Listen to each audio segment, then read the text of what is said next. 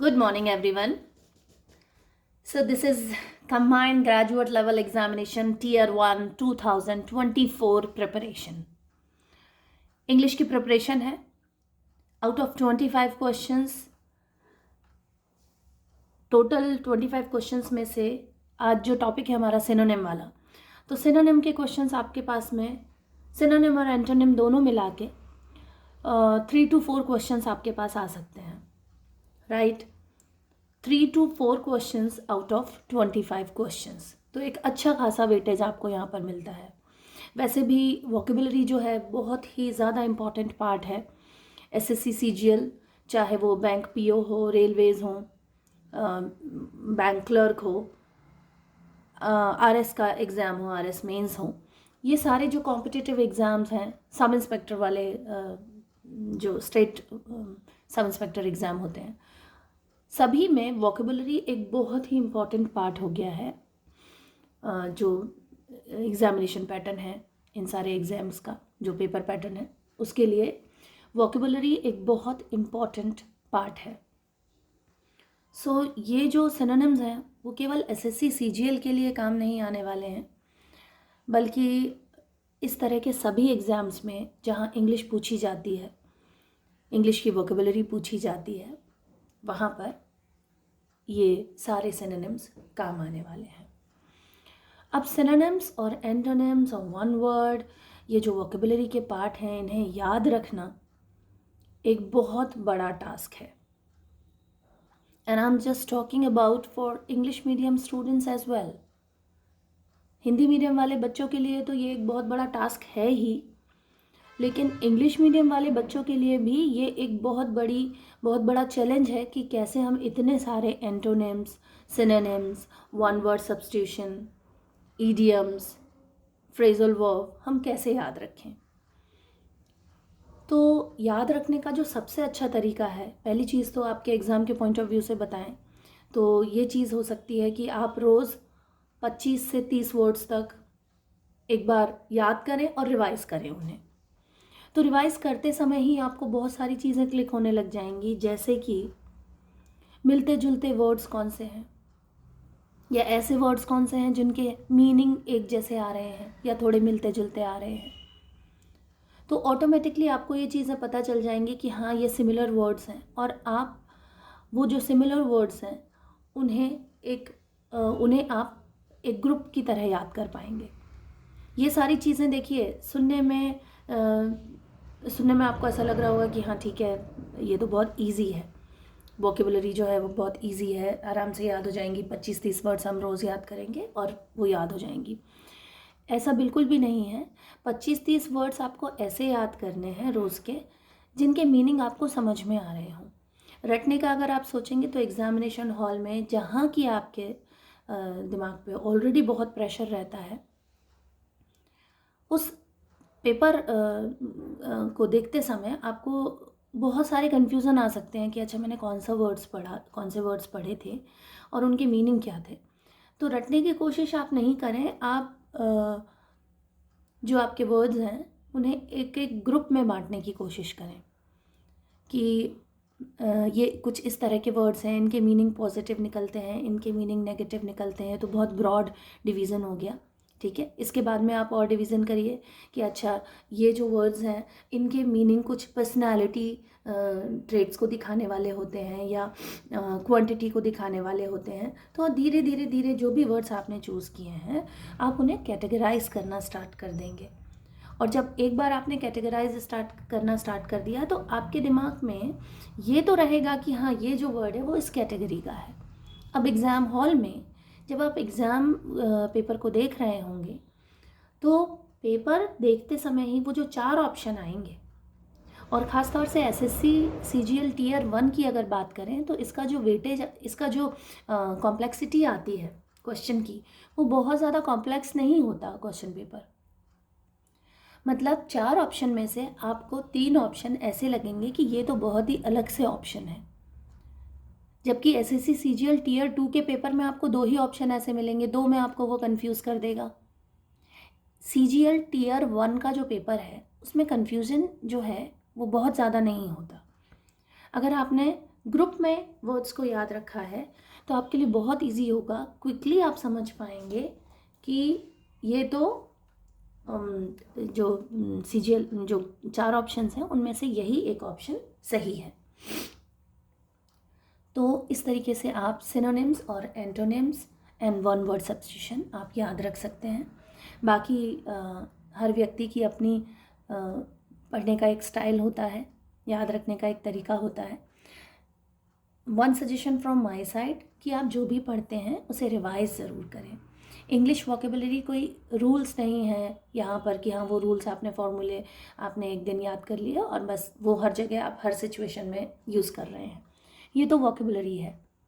दूसरा तरीका ये हो सकता है वोकेबलरी याद रखने का कि आप उसे यूज़ ही करें अपने डे टू डे लाइफ में, but it's not quite possible. आपने अगर 6 महीने का टारगेट ले रखा है, क्योंकि जून जुलाई में आपका एसएससी सीजीएल टियर 1 का पेपर होने का पूरा चांसेस है, तो 6 महीने का अगर आपने टारगेट ले रखा है तो 6 महीने में आप उसे डे टू डे यूज़ करें। केवल एक इंग्लिश ही ऐसा सब्जेक्ट नहीं है, आपके पास में जीके जीएस है, मैथ्स है, रीजनिंग है, बहुत सारे और सब्जेक्ट्स भी हैं। तो इंग्लिश के ऊपर केवल आप उनके वर्ड्स यूज़ कर पाएँ ये तो पॉसिबल नहीं है। हाँ, आप ये कर सकते हैं कि जब आप जीएस पढ़ रहे हैं अगर इंग्लिश मीडियम वाले बच्चे जो हैं उनके लिए लैंग्वेज इंग्लिश में काफ़ी अच्छे काम आ सकती है, और इंग्लिश मीडियम वाले बच्चे वही चीज़ जो आप इंग्लिश में पढ़ रहे हैं वो वर्ड्स आपको जीके जीएस में भी कहीं ना कहीं मिल जाएंगे। तो उनकी तरफ ध्यान दें और उन्हें एसोसिएट करने की कोशिश करें कि अच्छा ये वर्ड इस सिचुएशन से एसोसिएट है, और फिर अपने माइंड में उसको याद रखने की कोशिश करें। So these can be some ways to memorise synonyms and antonyms and one words, right? Today I have one story for you. एक स्टोरी है या फिर कहना चाहिए कि एक पैराग्राफ है। उस पैराग्राफ में हम लोगों ने उस पैराग्राफ के थ्रू हम लोग बहुत सारे वर्ड्स समझेंगे, ठीक है? So this is my way to teach you कि एक पैराग्राफ के थ्रू या एक स्टोरी के थ्रू हम कैसे चीज़ों को समझ सकते हैं। I have given one lecture on idioms, और वो ईडियम्स को भी एक स्टोरी के थ्रू हम लोगों ने लर्न किया था।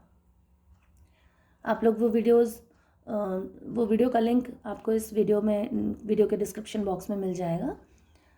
You can take that video from description box.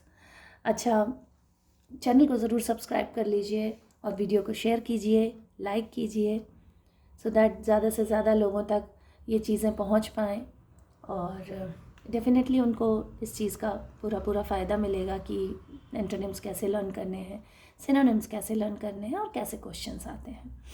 सो यहाँ पर एक इंसिडेंट है, ठीक है, एंड उसका जो पैराग्राफ है that I am reading. He has abundant fruits to eat because he has abandoned eating non-veg. ये ही कोई एक पर्सन है ना? I did not give the name of that person. So he has abundant fruits.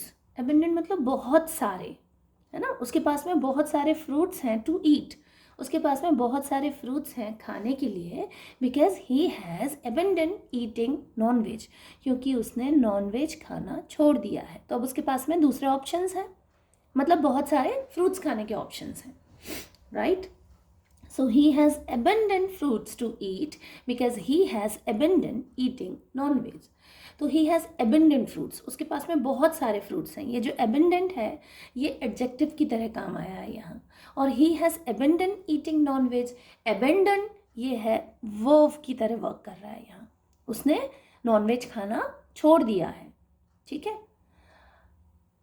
This I should not be there.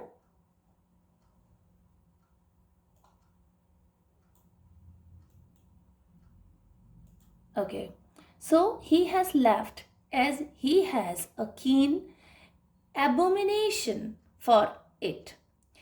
He has left, उसने nonveg खाना क्यों छोड़ा? He has left as he has a keen abomination for it. Abomination जो word होता है, आप इसके synonyms देखेंगे तो इसका मतलब होता है हेट्रेड, या फिर समटाइम्स हम शेम के लिए भी इसको यूज़ करते हैं, उसको हेट्रेड। कीन एबोमिनेशन, उसको एक कीन मतलब बहुत ज़्यादा हेट्रेड हो गया किससे, नॉन वेज से. He has left eight he has a कीन एबोमिनेशन फॉर इट, क्योंकि उसको लगा कि नहीं उसे नॉनवेज नहीं खाना चाहिए, तो ही हैज़ अ कीन एबोमिनेशन, उसे एक हेट्रेड हो गया नॉनवेज के लिए. But now he is feeling that it is merely abortive for him. It is merely abortive for him. You can see means अगर हम इस पूरे सेंटेंस को वापस देखेंगे तो he has left as he has a keen abomination for it. उसको एक बहुत ज़्यादा हेट्रेड हो गया कि नॉनवेज नहीं खाना है, तो उसने छोड़ दिया नॉनवेज खाना. And then but now he is feeling, but अभी उसको क्या लग रहा है, that it is merely abortive for him, कि ये तो मेयरली मीन्स ओनली, कि ये तो केवल एक अबॉर्टिव रहा उसके लिए. एबॉर्टिव फॉर हिम मतलब फ्रूटलेस रहा, उसका कोई फ़ायदा नहीं निकला उसे. ठीक है, मेयरली एबॉर्टिव फॉर हिम, ये तो केवल एबॉर्टिव रहा उसके लिए, फ्रूटलेस रहा.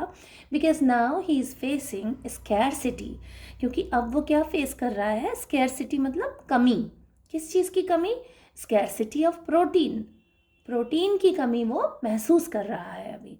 ठीक है, because now he is facing, अभी जो उस फेसिंग मीन्स सामना कर रहा है, because now he is facing scarcity of protein, क्योंकि अभी वो प्रोटीन की कमी का सामना कर रहा है. Non veg is a very good source of protein, that's why now he is facing scarcity of protein. उसको प्रोटीन की स्कैरसिटी फील हो रही है, कमी महसूस हो रही है.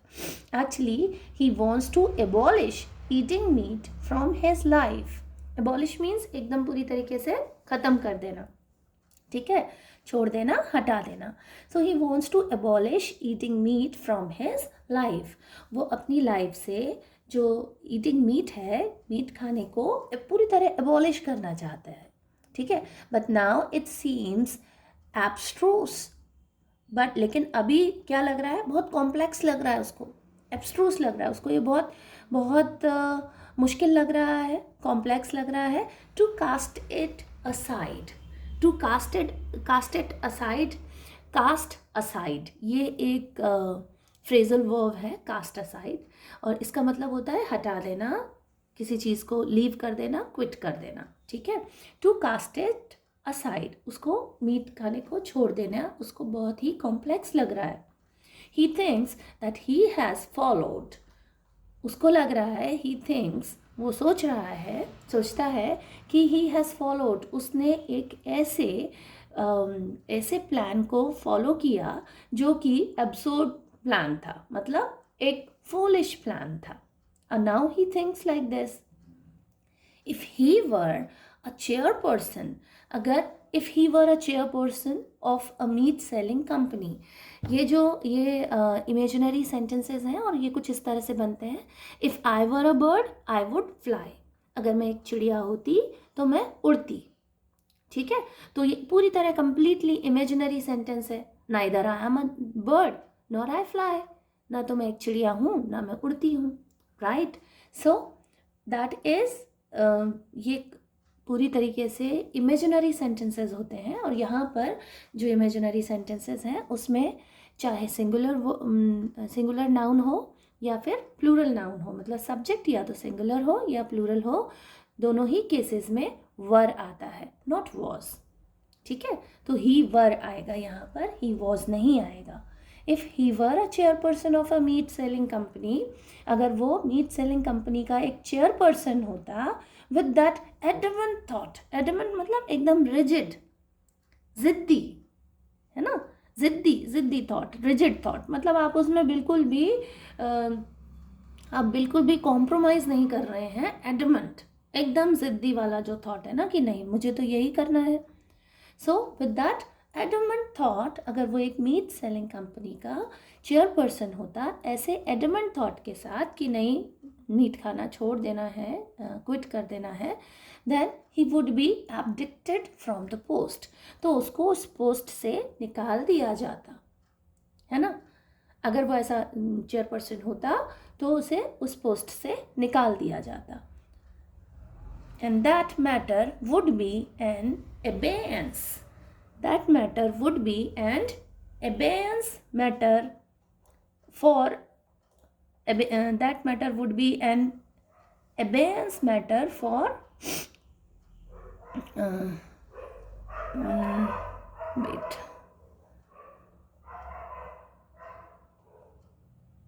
Yeah, so here it is, and that matter would be an abeyance matter. ये जो मैटर होता वो एक अबेयंस मैटर होता, मतलब एक पेंडिंग मैटर हो जाता कि हॉल्ट पे डाल दिया उसे कि क्या करना है क्या नहीं करना है, वो सारी चीज़ें एक पेंडिंग हो जाती, हॉल्ट पे चली जाती. तो अबेयंस, अबेयंस मतलब कुछ पेंडिंग होना कोई चीज़, राइट. सम पीपल थिंक, कुछ लोग सोचते हैं that he should not be adamant for his quitting meat. कुछ लोग सोचते हैं कि उसको इतना रिजिड नहीं होना चाहिए कि मेरे को मीट खाना छोड़ना है, उसमें इतनी रिजिडिटी नहीं होनी चाहिए. Sometimes he can eat, some people think so. कुछ लोग ऐसा सोचते हैं. वाइल, जबकि other have a quite opposite opinion, जबकि दूसरे लोगों के पास में एकदम अलग, ओपोजिट, विपरीत विचार है, विपरीत राय है. ओपिनियन मीन्स राय, ठीक है. सो कुछ लोगों का एकदम अलग विचार है कि नहीं, he should be very adamant, और कुछ लोग सोचते हैं he should not be so much adamant. So these are some synonyms. Now I am gonna teach you कि एक्चुअली इनके सिनोनिम, ये जो वर्ड्स हैं इनके सिनोनिम्स क्या हैं. So at first I have written now, this is combined graduate level examination tier 1 2024. I have selected some synonyms for you, right? 10 synonyms. Abandon, abandon means leave or quit. Abandonance, leave कर देना, quit कर देना, किसी चीज़ को छोड़ देना, right? Abdicted, abdicted means leave post. Like Tsar Nicholas II, after the Russian Revolution, after the Russian Revolution, Tsar Nicholas II was abdicated. उसको ज़ार की पोस्ट से हटा दिया गया. ज़ार मीन्स किंग. रशिया में इसको किंग को ज़ार बोलते हैं. ज़ार, TSAR, ज़ार, प्रोनाउंसिएशन ज़ार है उसका. सो abdicate, sorry, he was abdicate. I'm so sorry for that. Abdicate. So abdicate means किसी पोस्ट से हटा देना. That is, I have given you example like Louis XVI after the French Revolution. Louis XVI was abdicated from his post. He was the king of France, right?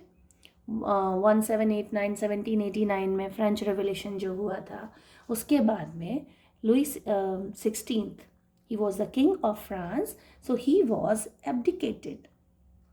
Louis XVI को abdicate कर दिया था, उसे उसकी post से हटा दिया था, और later he was guillotined. उसके बाद में Louis XVI को गिलेटिन कर दिया. गिलेटिन मीन्स एक इंस्ट्रूमेंट होता है जिससे ऑन दैट टाइम फ्रांस में जो किलिंग होती थी, जो पनिशमेंट मिलती थी, सो गिलेटिन कर देते थे, बीहेडेड कर देते थे किसी पर्सन को.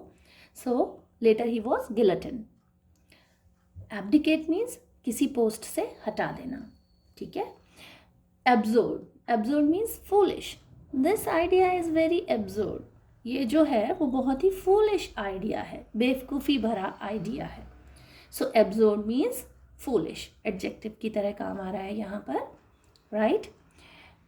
एबोमिनेशन मीन्स हेट्रेड या फिर शेम. एबोमिनेशन. सो एबोमिनेशन का आप एग्जाम्पल देख सकते हैं, like the was a great Abomination against Louis 16 during the French revolution. जब फ्रेंच रेवोल्यूशन हो रही थी, मारी एंटवानेट और लुई 16 ये फ्रांस के किंग और क्वीन थे, तो इनके लिए ग्रेट एबोमिनेशन था, हेट्रेड था. लोग इसलिए गुस्सा थे इनसे और इसलिए इनको बिल्कुल नापसंद कर रहे थे, क्योंकि लोगों को जो प्रॉब्लम थी वो प्रॉब्लम सॉल्व नहीं हो रही थी. तो इसीलिए वहाँ पर फ्रांस के जो लोग थे उनके मन में बहुत ज़्यादा हेट्रेड था, एबोमिनेशन था against the king Louis 16 and the queen मारी आंटवानेट। फ्रांस की बात हो रही है 1789 में। You can find out so many examples during the English lecture from history part. So history वाले पार्ट से जो एग्जाम्पल आते रहे, जो लोग हिस्ट्री में इंटरेस्टेड हैं और जिनका जीके जीएस बहुत स्ट्रॉन्ग है, दे कैन अंडरस्टैंड कि ये एग्जाम्पल्स कहाँ से आए हैं और कौन से एरा की बात हो रही है और